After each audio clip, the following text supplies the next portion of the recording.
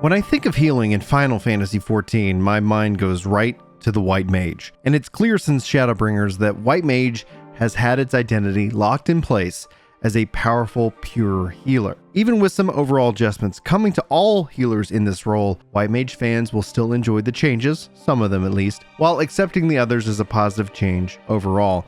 And as a controller player specifically, White Mage feels fun to play and continues to do so. It's very comfortable to control this job in the world of Final Fantasy XIV, so I want to take the time and right now look at all the changes coming to this pure healer when Endwalker drops in November.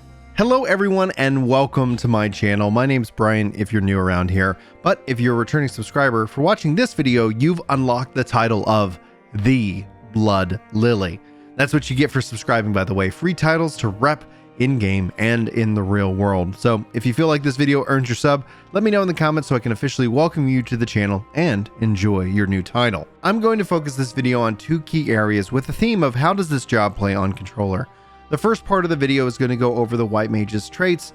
There's really not that many changes here, but I just want to make sure you have the information so you can decide for yourself how important it is. You might just skip to part 2, but I'm going to leave the choice up to you. And obviously part 2, in which we go through all the skill spells and more, highlighting the new ones and showing you how the old skills have changed, positive or negative in this case. Now note that all footage here in this video is pre-release build. It has not undergone any final adjustment, and all content is actually subject to significant change. So please do not worry or stress over any of the numbers you see here in this video. The White Mage's traits have not really undergone any significant changes. So just going through each and every one, you're going to see what you've come to expect. I don't want to waste too much time. Like I said, this is actually going to be a very short section, but you can see here overall, everything is pretty much how you remember it. Stone Mastery upgrades to Stone Mastery 2 and Stone Mastery 3, and Arrow Mastery upgrades your area to Dia, and so on and so forth. And it really isn't until we actually get into the final steps of the White Mage, as you start getting into level 82, is where you start to see a couple things. I want to kind of point this out. We'll have to see how this plays out at the launch of the game, but Glare Mastery is a trait you get at level 82, and it upgrades Glare to Glare 3. So there seems to be skipping Glare 2 in this case, but we'll have to revisit this in the future. Holy Mastery will actually upgrade Holy to Holy 3. Once again, skipping Holy 2, so that has me puzzling and scratching my head in this regards. Enhanced Healing Magic is going to actually increase the healing potency of Cure, Medica, Cure 2, Region 2, Cure 3, Medica 2, Medica 2's Region Effect, Aphlis Solace, and Aphlis Rapture accordingly. So you're going to see quite a little bit of a potency buff. We'll cover that more in detail when we actually get into the skills, so you'll see what the potency is currently in Shadowbringers and what the potency is now. But you can also see this, obviously, the tooltip here on screen as well. And then you have Enhanced Divine Benson. This is going to be at level 88, turn Divine Benson into a charged spell, allowing you to actually have 2 charges of it. And I honestly am very excited to see how that plays out. I just go, can we double stack it? Can we, at least if nothing else, I could put it on more than one target at any point in time. So I'm very excited actually to see the Enhanced Divine Benson, and I'm very curious to see what happened to Holy 2 and Glare 2. We'll revisit that, I'm sure, as the game gets closer and closer to launch. So let's go ahead and dive into the differences that you can see here within the spells and their abilities. With the potencies, that's just why you'll see some of these numbers have changed, so it's not like an overall adjustment, but Stone hasn't changed at all. Cure has, going from a 450 potency into a 500 potency, but all the additional effects remain the same. Aereo has no changes across the board. Medica gets that potency change, going from 300 to 400 potency with that enhanced trait. Raise has no adjustments, and Fluid Aura has been deleted. This has been a long time coming. Anybody who's been playing White Mage for a while, we've seen them slowly push away from Fluid Aura. Back in the day, Fluid Aura actually did damage, and and it still pushed people away. So it would, it's been coming. And it's now gone from having to bind it on your hotbar for any reason. Stone 2 has a slight potency decrease, going from 200 to 190. Cure 2 has a potency increase, going from 700 to 800. Then you can see here that Aereo 2 has not changed. Medica 2 actually has changed, potency going from 200 to 250. The Region potency going from 100 to 150, and it's still remaining 15 seconds. Presence of Mind has had its recast timer adjusted to 120 seconds to kind of come in line with a lot of the other abilities and burst windows that is seemingly going out across the board. Region has had its potency increase from 200 to 250. Then Cure 3 has also its potency increased, going from 550 to 600. Holy, in this case, has no adjustments across the board, but we're going to see that later with Holy 3, so just kind of stay tuned. Benediction has not been changed, still keeping 180 second recast time, which ultimately I think makes good sense with that ability. Now we go into Aphelis Solace, which has its potency increased from 700 to 800, still using the Lily system here at level 52. Then you have Asylum. In this case, it's going to have its potency remain the same, its duration 24 seconds, and its additional effect remain the same. So no adjustments to Asylum at all. I was always wondering, especially about this with the whole Lily that they were getting, so highlighting this for you guys so you know that you have this and you also have the Lily. And the Lily, I think, is an interesting system we'll talk about here more in a second. Stone 3 has had its potency reduced from 240 to 230. Assisis has no changes across the board. It's still currently the same. Thin Air has got a big change here, where before it was a 2-minute, 120-second recast. It's now a 60-second charge time and a maximum of 2 charges. So instead of having a 12-second burst window of free spells, you now get 2 charges that is just going to reduce the cost of the next spell all the way to 0, and it's got a 60-second recast time. I think at the end of the day, this is going to be curious to see how this plays out in the long run, because I've never really felt White Mage has had a problem with MP with Lucid Dreaming and Thin Air, especially when you get up from being resurrected and you need to start healing right away or doing something right away. Thin Air has been a really good thing to have, but if it was on cooldown, it is kind of a little bit tough there. Having it as a charged ability actually personally excites me for the long run of the job. Tetragrammaton has no adjustments across the board. Stone 4 has seen a potency reduction from 280 to 270.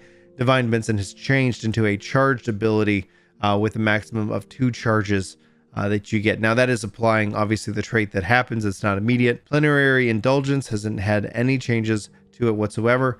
Dia in this case has actually had a massive cut of its initial hit. So Dia initially hits the target and it used to be 120 potency. Now it's at 60 potency, but the damage over time effect is still at the potency of 60. So you can cast that with an instacast, but it's not going to have such as big a hit. So it's cut in half. Ultimately, we don't know how this is going to play out with all the battle system adjustments, but I honestly felt like that was something that was a real possibility with how well the White Mage is performing in terms of DPS in the raid scene. Glare has had its potency reduced from 300 to 290, and Aphelis Misery remains untouched. So for those of you who worried that this was a complete nerf across the board, Aphelis is just doing just fine. Aphelis Rapture in this case has had its potency increased from 300 to 400, and then Temperance has had no changes across the board. So your level 80 ability remains intact. Now we get into our abilities going all the way up to level 90. For some reason, we go to Glare 3. We'll have to address that probably in future videos if they make any adjustments. You can see here the potency being 310 is on the board, learned at level 82. Holy 3 learned it also at level 82 with a potency of 150 and still has that stun. So it just upgrades to a much more visual and I think personally much better version of Holy as an animation. I think if you've been used to getting blinded by holies out there, holy bombs out there, well, good news. You're gonna, I think, appreciate the new animation. The thing I love to see, the thing that has me the most excited right now is Aquaveil. Any of my Final Fantasy XI brethren out there, you might remember this spell, Aquaveil, that is now got a 60-second recast, and it reduces damage taken by a party member or self by 15%. So it's something you can put on yourself or on others, and I think that's a really good thing for just kind of a little bit of a damage preventative nature. Not so overpowered in terms of shielding completely, but just a nice way to kind of help save yourself some extra help in that regard. So it's instacast with a recast of 60. When you pair that with, obviously Divine Benson, being able to reduce damage, shield up, and then be able to cure them for much more. I think the White Mage is really leaning heavy into that pure healing role. Then we come to your level 90 ability, your Lily Bell. And this is going to be something I think excites a lot of people out there in terms of how this is actually implemented. Let's go through it. So it places a healing blossom at the destination location and grants 5 stacks of Lily Bell to self. This is going to last for 15 seconds. Taking damage will actually expend 1 stack of Lilybell to heal self and all party members within its radius of 20 yalms. This cure potency is of 400. So this effect and this action can only be triggered once per second, so as long as 2 sources of damage aren't coming in at the same time. And the Healing Blossom will actually dissipate when all stacks have been expended or the effect expires. Any remaining stacks of Lilybell when the effect expires will trigger an additional healing effect with a cure potency of 200 for every remaining stack of Lilybell. So obviously at half the initial cure potency, but if you have 2-3 stacks, you're actually getting a little bit bigger of a cure right there at the end when it expires. But it triggers based off of damage to self. So if the White Mage takes damage, it's going to actually put out additional healing. And I think that's really interesting. Obviously, this is if the White Mage takes damage. If the White Mage isn't taking damage, well then obviously it's going to expire, and then a bigger heal will end up going out to the rest of the group. So I don't feel like this is incentivizing me to go and run into danger just to get the 400 potency cure, but rather that if you don't take any damage, you're going to end up getting 1,000 potency cure after 15 seconds. So the choice is up to you.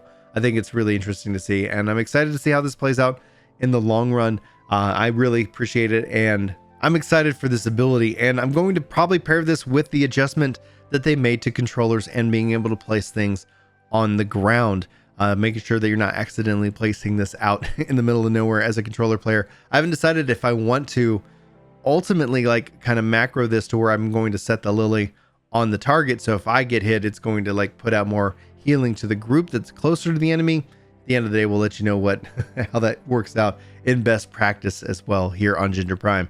Guys, there's not too much to cover with the White Mage, and that's, I think, really exciting to see how powerful this job is. What do you guys think of the different potency adjustments, obviously to the damage side of White Mage? I think this is going to bring it more in line with some of the other healers, but at the end of the day, when we really get into the numbers, when we really get into the level 90 raids and content, that's where I think all that's going to come into play more so than ever before. With that all being said, thanks for being here. If you enjoyed this video, if you got something good out of it, be sure to give it a like. Be sure to hit that subscribe button if you haven't already so you can unlock your free title, and let me know in the comments so I can welcome you. And if you're a returning subscriber and you're here checking this video out, you're awesome. I love you, and thanks for being here. Be sure to sound off in the comments with a hootie hoo so I can say, hey, welcome to the new people, and hey, thanks for coming back to everybody who's already been here. And that's going to be a fun little conversation we have. That's it. Gonna wrap up, guys. Hopefully you enjoy the rest of the content that's rolling out on this crazy release day that we have for Endwalker. I hope that you're as excited as I am for the expansion, and I'll leave it at that. So thanks for being here. Thanks for being awesome. Thanks for listening, and I hope to see you in my next video. But until then, take care.